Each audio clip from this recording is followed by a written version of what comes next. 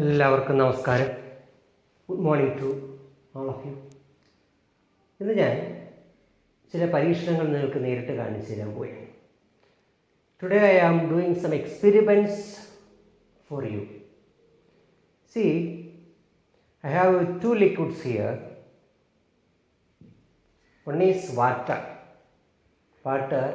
mixed with ujala in order to identify the color. Then this is mercury.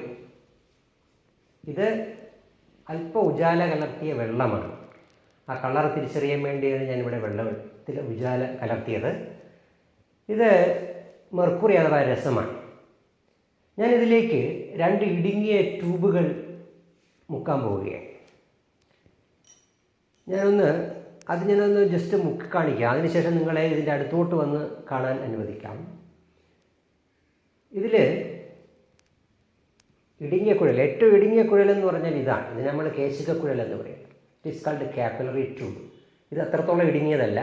But ഇതിൽ നമ്മൾ മുക്കുമ്പോൾ ഇതിലൂടെ water rice ചെയ്യുന്ന കാണിക്കാൻ വേണ്ടിയാണ്. പക്ഷേ ഇതിലിപ്പോൾ റൈസ് ചെയ്ത് നമുക്ക് വ്യക്തമായിട്ട് കാണാൻ പറ്റില്ല, വളരെ ഇടുങ്ങിയതായതുകൊണ്ട്. സ്വല്പം കൂടെ ഉൾവ്യാസമുള്ള ഒരു ഗ്ലാസ് ട്യൂബ് എടുത്തു എന്നുള്ളതേ ഉള്ളൂ. മനസ്സിലായല്ലോ? ഇവിടെ ഞാൻ ആദ്യം ഇതിനെ മെർക്കുറിയിലൊന്ന് താഴ്ത്തി നോക്കുക. മെർക്കുറിയിൽ താഴ്ത്തുമ്പോൾ എന്താണ് സംഭവിക്കുന്നത് എന്ന് ഒന്ന് നോക്കിക്കോളൂ.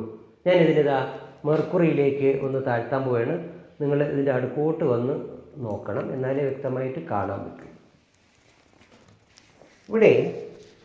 ഞാനിവിടെ മെർക്കുറിയിലേക്ക് താഴ്ത്തിയിട്ട് നിങ്ങൾ വളരെ ശ്രദ്ധിച്ചാൽ അറിയാം, ആ ഗ്ലാസ് ട്യൂബിനകത്ത് എന്ത് സംഭവിക്കുന്നു? ഗ്ലാസ് ട്യൂബിനകത്തുള്ള മെർക്കുറി അഥവാ രസം ഗ്ലാസ് ട്യൂബിൽ നിന്ന് അല്പം കൂടെ താഴ്ന്നാണ് കാണുന്നത്. ഗ്ലാസ് ട്യൂബിനകത്തുള്ള മെർക്കുറിയുടെ ലെവല് പുറത്തുള്ള മെർക്കുറി ലെവലിനേക്കാൾ അല്പം കൂടെ താഴ്ന്നാണ് കാണുന്നത്. ഇവിടെ ഒന്നുകൂടെ ഞാനൊന്ന് കാണിക്കാം. വളരെ ശ്രദ്ധിച്ചാൽ നിങ്ങൾക്ക് അത് മനസ്സിലാവും. ഞാൻ അതിനെ സൈഡിലോട്ടൊന്ന് മാറ്റി കാണിക്കുകയാണ്. ഒരു ചെറിയ പാത്രമാണ്, ഒരു ചെറിയ കുപ്പിയാണ് ഞാനിവിടെ എടുത്തിരിക്കുന്നത് സൗകര്യത്തിന് വേണ്ടി. നിങ്ങൾക്ക് കാണാം, ആ ഗ്ലാസ് ട്യൂബിനകത്ത് മെർക്കുറി അല്പം താന്നിരിക്കുന്നു. So the mercury level inside the glass tube is slightly depressed. Actually it is called capillary depression of liquids. ഇതിനെ നമ്മൾ കാപ്പിലറി ഡിപ്രഷൻ എന്നാണ് പറയുന്നത്. ഞാൻ അതിനെക്കുറിച്ച് വിശാലമായിട്ട് സംസാരിക്കാം. നിങ്ങൾ ആദ്യം ഒന്ന് കാണുക എന്നുള്ളതാണ് ഇതിൽ ഏറ്റവും പ്രധാനം. അതുകൊണ്ടാണ് ഞാനിത് നിങ്ങളെ കാണിക്കുന്നത്. കണ്ടല്ലോ, വ്യക്തമായിട്ട് കാണാൻ പറ്റും. ഇനി ഞാനൊരു കാര്യം ചെയ്യാം. ഇതിന് പകരം ഞാൻ ഈ ഗ്ലാസ് ട്യൂബിനെ വെള്ളത്തിലേക്ക് താഴ്ത്തുക. ഇതിനൊന്ന് ക്ലീൻ ആക്കിയിട്ട് വെള്ളത്തിലേക്ക് താഴ്ത്തുമ്പോൾ നോക്കിക്കോളൂ, ഇതിൽ കാപ്പിലറി ഡിപ്രഷനാണോ കാണുന്നത് എന്ന് നോക്കൂ. നിങ്ങൾക്ക് വ്യക്തമായിട്ട് കാണാൻ വേണ്ടിയാണ്. വളരെ അടുത്തോട്ട് വന്ന് നോക്കിയാൽ നിങ്ങൾക്ക് മനസ്സിലാവും, ആ ട്യൂബിനകത്തേക്ക് വെള്ളം മുകളിലോട്ട് കയറിയിരിക്കുക. So in this case, water is raised up in this tube. Actually, this is called a capillary rise. ഇത് നമ്മൾ വിളിക്കുന്നത് കാപ്പിലറി റൈസ് എന്നാണ്. വളരെ അടുത്ത് വളരെ ശ്രദ്ധിച്ചാൽ നിങ്ങൾക്ക് വ്യക്തമായിട്ട് കാണാം. ഞാൻ കളർ ചെയ്തേക്കുന്നതിന് വേണ്ടിയാണ്. Note to identify the rise of liquid, I make this water as bluish color. So you can clearly see that it is rising up. This is called capillary rise. So two things we saw. One is capillary depression and another one is capillary rise. So this is actually called capillarity of liquids. So what is capillarity?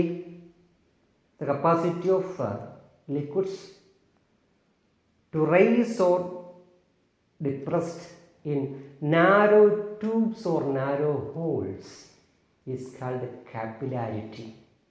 If it is rising up, it is called capillary rise. It is depressed, it is called capillary depression. അപ്പോൾ ഈ ഇടുങ്ങിയ tube വഴി മുകളിലോട്ട് ഉയരുകയാണെങ്കിൽ അതിനെ കേശിക ഉയർച്ച എന്ന് മലയാളത്തിൽ പറയും.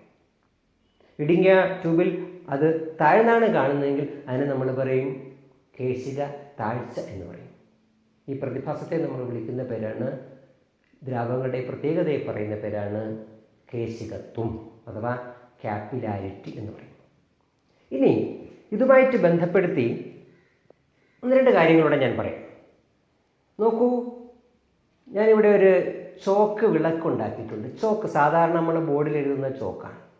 ചോക്ക് നിങ്ങൾക്കറിയാം, ചോക്കിനെ നമ്മളൊരു മഷിയിലേക്ക് മുക്കിയാൽ അതിലേക്ക് മഷി അബ്സോർബ് ചെയ്യും. It absorbs ink.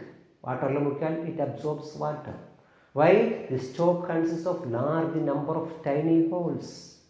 So due to capillary rise water or ink absorb in it.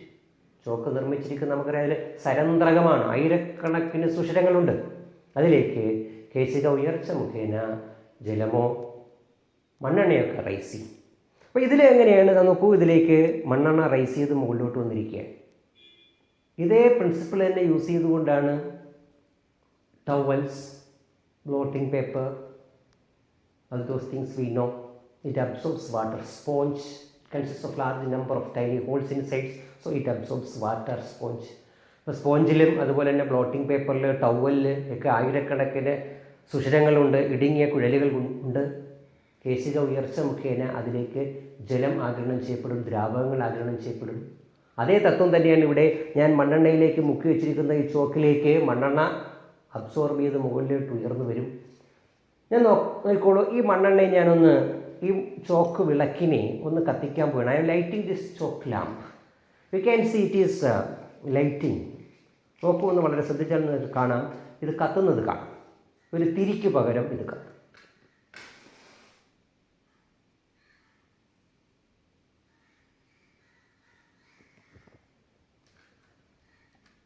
So you can see the lamp is burning.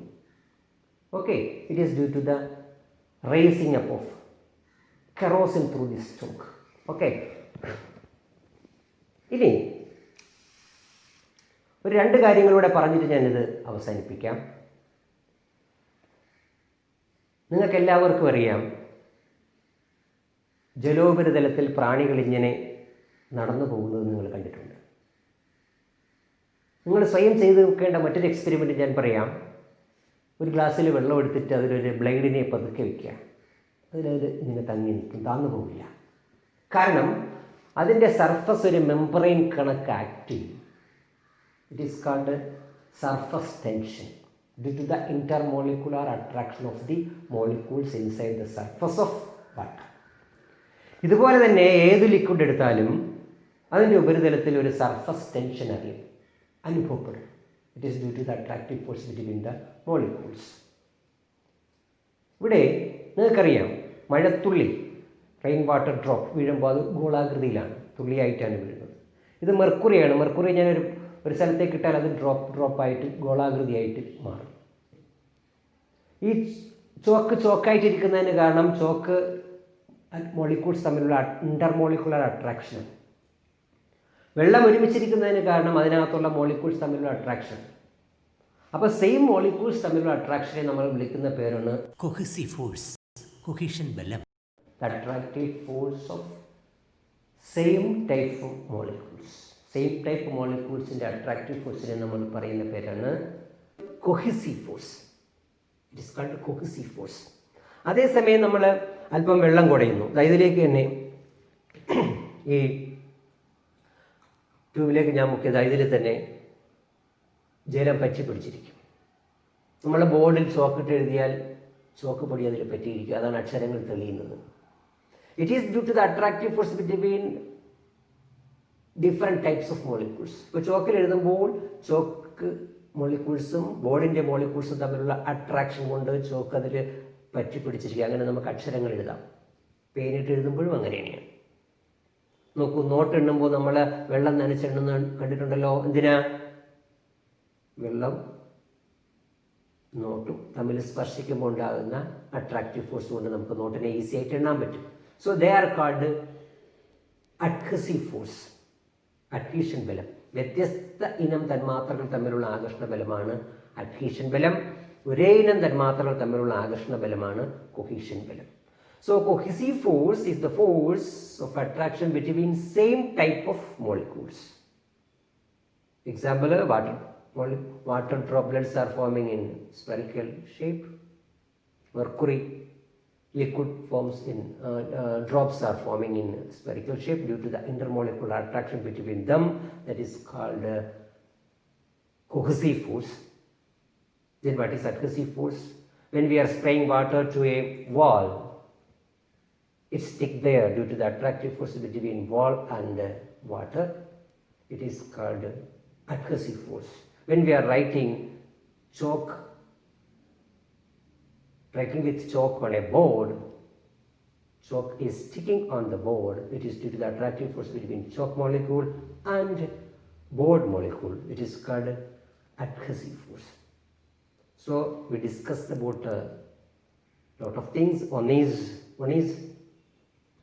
capillarity, കേശികത്വം, then capillary rise, കേശിക ഉയർച്ച, then capillary depression, കേശിക താഴ്ച, then cohesive force, then adhesive force.